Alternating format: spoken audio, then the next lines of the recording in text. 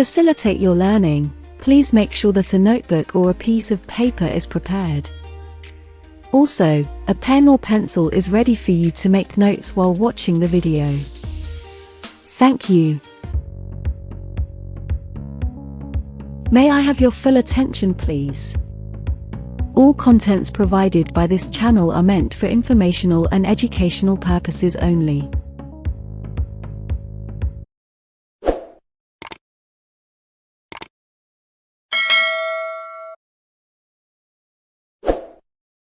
I love cherry blossoms. It's amazing. I take many photos in the cherry blossom garden. Karen, who loves cherry blossoms, takes many photos in the cherry blossom garden. Relative clauses give us more information about someone, something, or idea without starting a new sentence. This helps make sentences more fluent, detailed, and connected. A defining relative clause usually comes immediately after the noun it describes. We usually use a relative pronoun like who, whom, which, that, when, where, or whose to introduce a defining relative clause.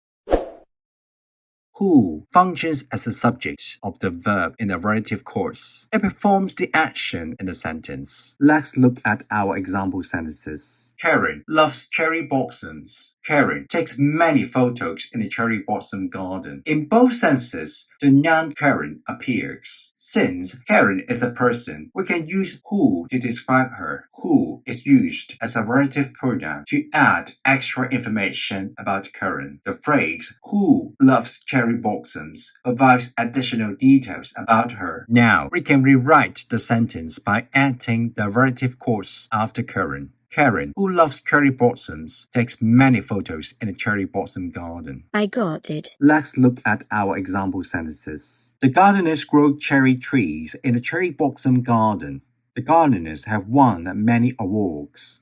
In both sentences, the noun gardeners appears. Since gardeners are people, we can use who to describe them. Who is used as a relative pronoun to add extra information about gardeners. The phrase who grow cherry trees in the cherry blossom garden provides additional details about them. Now, we can rewrite the sentence by adding the relative clause after gardeners. The gardeners who grow cherry trees in the cherry blossom garden have won many awards. Right.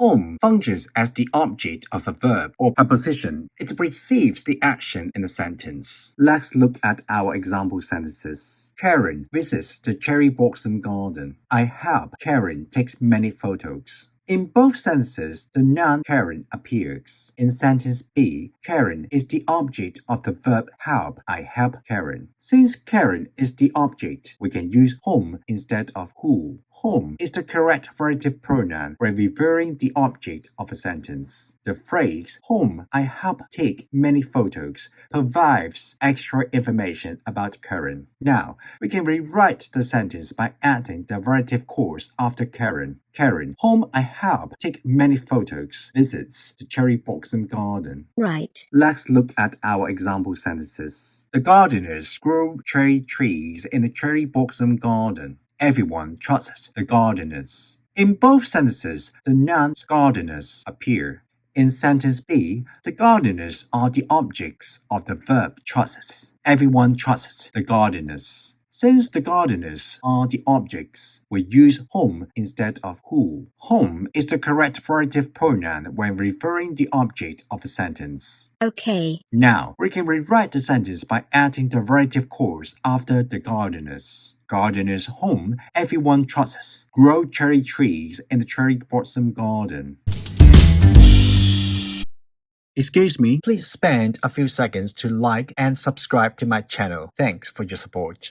In formal writing, prepositions are placed before whom to maintain a polished structure. Let's look at our example sentences. Karen attends the Cherry Blossom Festival in the Cherry Blossom Garden. we send an invitation to Karen. In both sentences, the noun Karen appears. In sentence B, Karen is the object of the preposition to. We send an invitation to Karen. Home is used because it replaces the object of the verb send. Right. Now, we can rewrite the sentence by adding the relative clause after Karen. Karen, to whom we send an invitation attends the Cherry Blossom Festival in the Cherry Blossom Garden. I got it.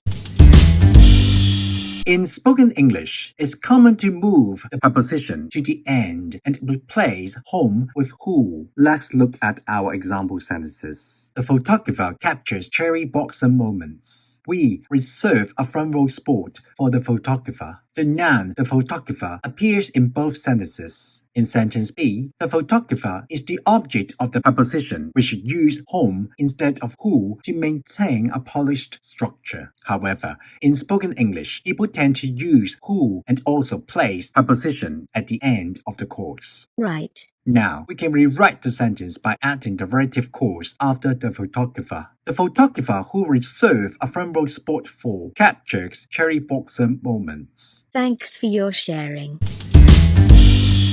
Please find me on Instagram under the surname Hi Arjun. Feel free to follow me and leave a comment on Instagram. Let's connect and stay in touch.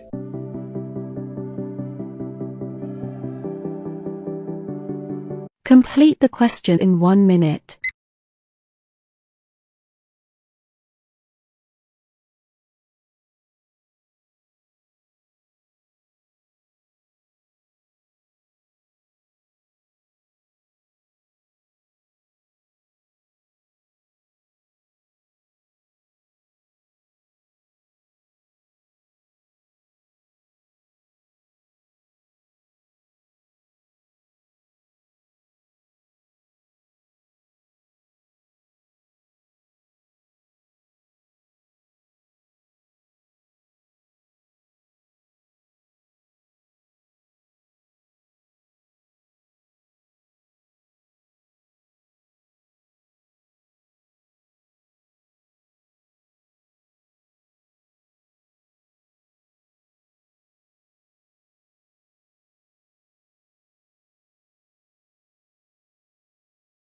Let's check your answers.